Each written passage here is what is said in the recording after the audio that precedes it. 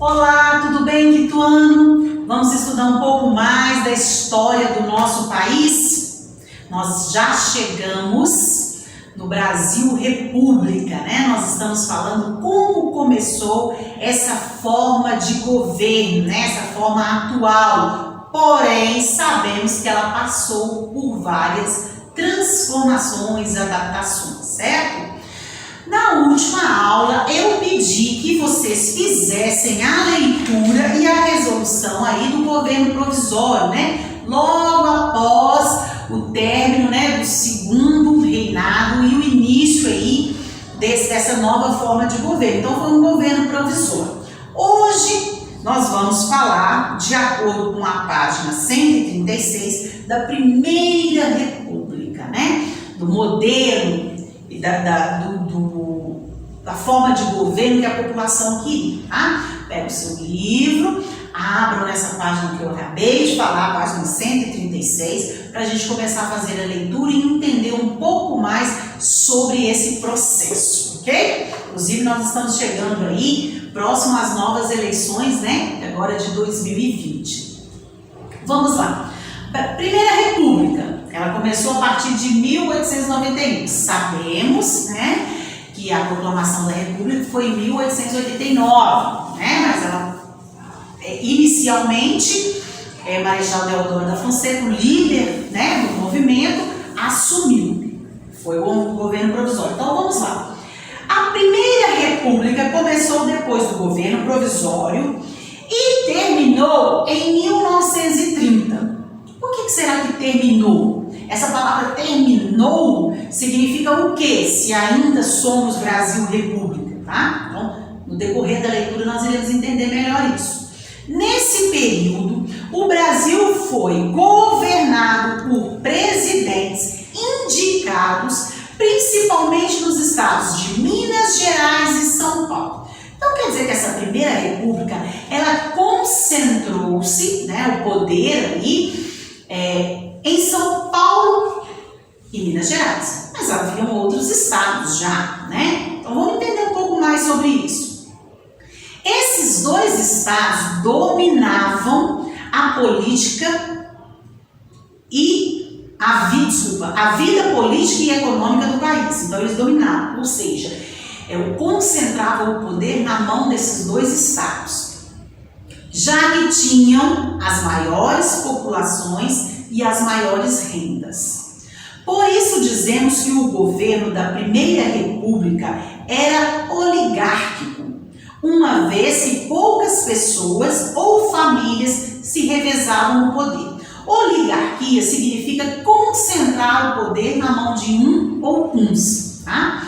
Então foi uma época marcada pelo domínio dos coronéis, né, os fazendeiros. Vocês lembram que a gente estava estudando sobre os donos dos engenhos, né, os cafezais. Então, quando uma pessoa era dona de uma fazenda enorme de cafezais, era chamado de coronel. Então, ele mandava muito ali, tinha uma influência muito forte. Então, tudo ficava na mão deles, eles decidiam, tá?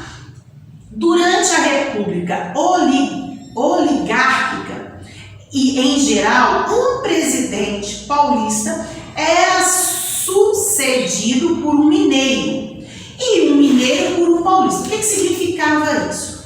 Ora, era um presidente de São Paulo com apoio de Minas Gerais. Na próxima eleição, um candidato de Minas Gerais era eleito com o apoio de São Paulo. Então havia um revezamento apenas entre São Paulo e Minas Gerais. Um apoiava o outro. Olha, então, próxima eleição vai ser um candidato de São Paulo. Minas Gerais apoiava. Então, depois que esse mandato terminasse, já era um de Minas Gerais. São Paulo apoiava e ficou ali, olha, por um bom tempo.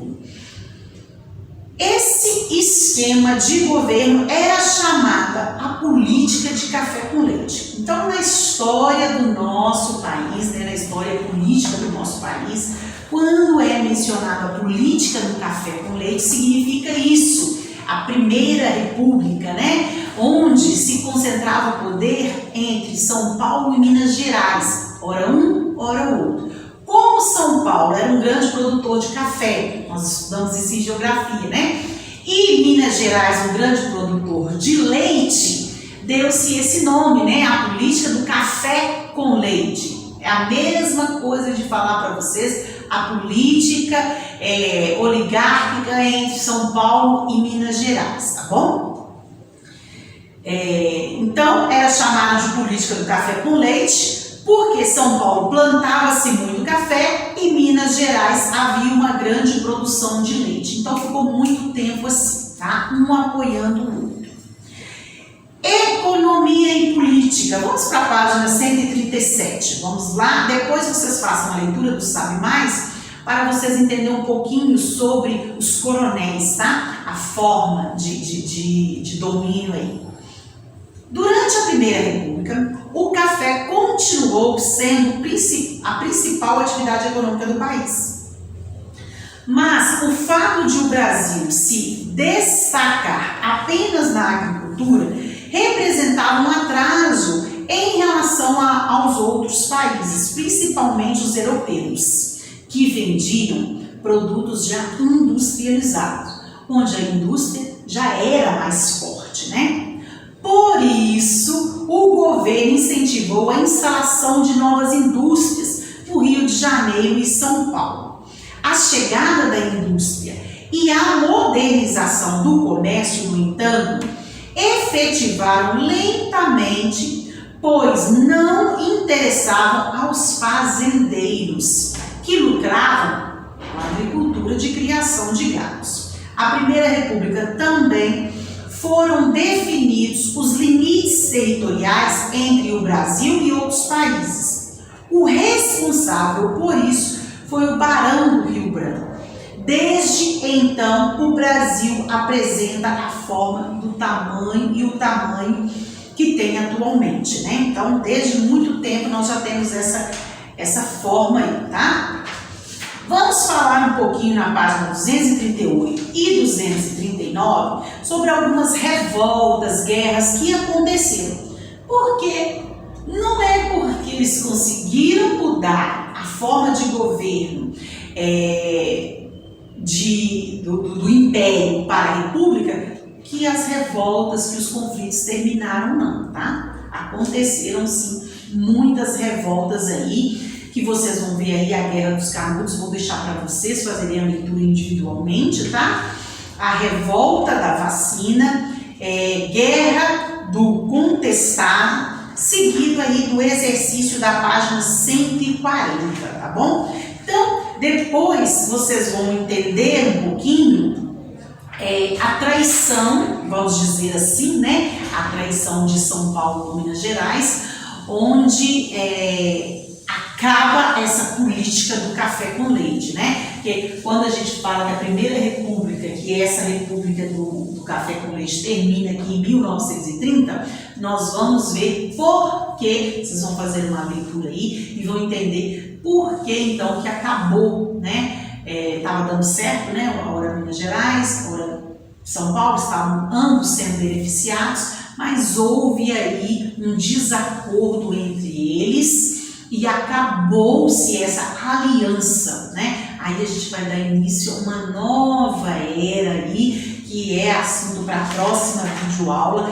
que é aí a participação efetiva, né, e importante de Getúlio Vargas na política brasileira, tá bom? Então terminem aí essa aula com a leitura individual dessas duas páginas aqui, página 138 e 139, com a resolução das atividades da página 140, ok? Vamos terminar juntos por aqui. Um beijo grande, fiquem com Deus e até o próximo vídeo.